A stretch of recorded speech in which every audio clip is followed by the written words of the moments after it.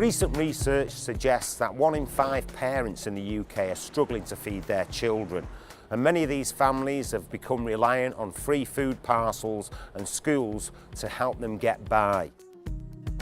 I've arranged to meet mum of 3, Claire Nichols, who's finding it tough to make ends meet. Only last week she resorted to an emergency food parcel from a charity in Ilkeston, and yet Claire's not unemployed. She works, ironically, in finance. Claire, you're a working mum, and yet here you are having to access food parcels. Yeah, that's... How did that happen?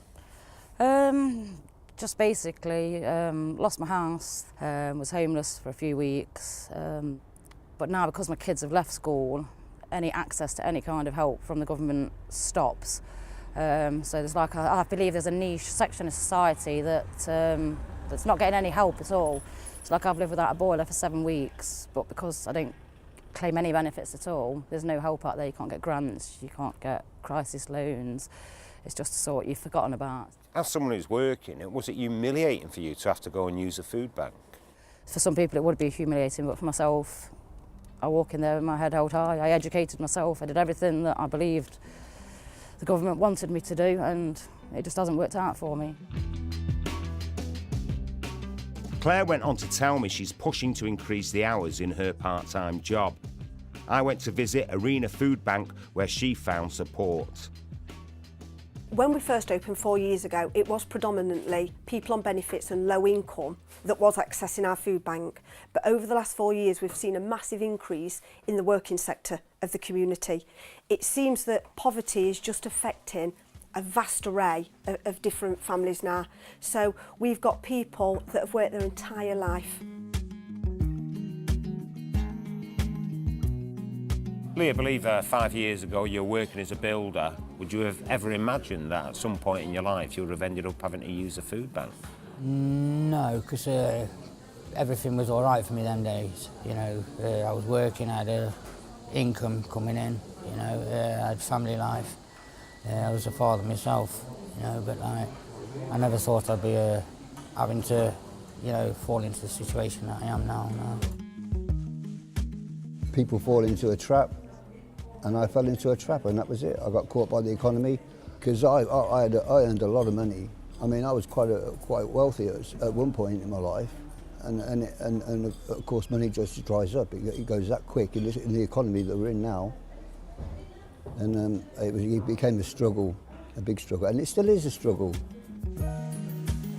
How do you feel about people who say, well, food banks, you know, people are misusing them? And I mean, George Osborne actually said the only reason so many people are using food banks is because there are food banks. I would say I don't like poverty. I hate to think that anybody, whoever it is, whether it's the young or old, is waking up and realising there's nothing to eat that day.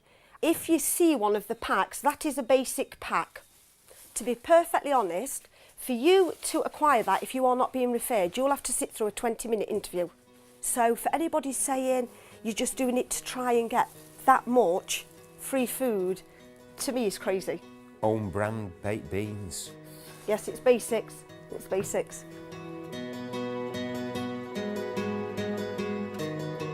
The BBC's discovered 140 local councils now subsidise food banks across the country, allocating around £3 million over the last 2 years. In Derbyshire, the council has assigned around £250,000. To end the day, I've arranged to meet Dave Allen, the Cabinet Member for Health and Communities. Are things so bad in Derbyshire that it needs food banks? Well, I think the evidence is that there were no food banks a few years ago. We've now got 22 food banks and they're expanding. So yes, I think there's a real crisis for people, for families, for people who aren't unemployed, for people in work even, and that we're responding to that crisis by providing what we can through the food banks, and we will continue to do that to support people. These aren't my thoughts, but you have got these people nowadays who are going to say, well, why should you be spending taxpayers' money on food banks?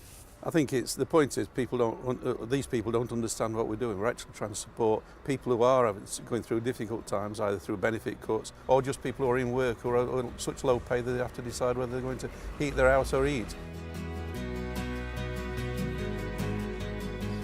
So in Derbyshire, places like this get some financial support, but it's not the case everywhere. Over in Nottingham, one food bank has just closed, saying it's the City Council's responsibility to help hard-up families. I'm back on Osmaston Road in Derby. Well, it's a sense of deja vu for me. This is where it all started 30 years ago, the Aussie Road Soup Kitchen, when I interviewed the girl who set it up, Liz Radford. And although I see loads of people in Derby doing great work, and in Ilkeston as well, some moving stories and some fantastic people out there, it does nag at me that in this day and age, we're still using charity.